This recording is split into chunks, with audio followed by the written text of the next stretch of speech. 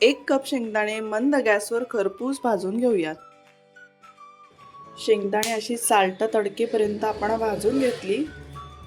आता शेंगदाणे थंड करूया, याची साल्ट काढून घेऊया।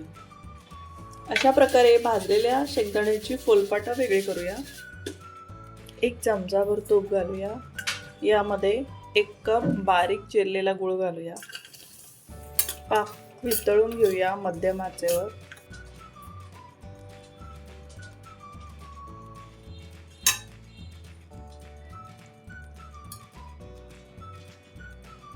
पाकाची छान गोळी झालेली आहे।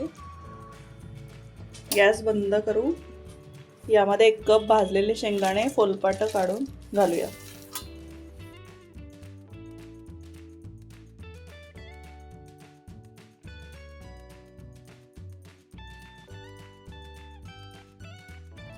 गरम मिश्रण पोळपाटावर लाटून घेऊ। पोळपाटाला आपण 1 चमचाभर तूप लावून घेऊया आणि गूळ आणि शेंगदाण्याचं जे मिश्रण आहे ते गरम गरमच पोळपाटावर घालूया। मिक्सरच्या भांड्यात थोडेसे जाडसर भरडलेले शेंगदाणे पण आपण वितळवलेल्या गुळात घालू शकतो, त्यामुळे लाटताना चिक्की थोडी अजून पातळ लाटली जाईल। पोळपाटासोबत लाटण्याला पण आपण थोडंसं तूप लावून घेऊया आणि लाटण्याने आपण हलकेच त्याला लाटून घेऊया।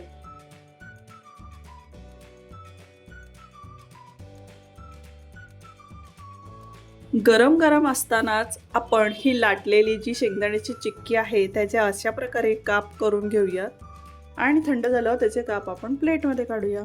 पौष्टिक अशी गूळ आणि शेंगदाण्याची चिक्की खूप सोप्या पद्धतीने तयार आहे। लहान मुलांसाठी तर खूपच छान आहे।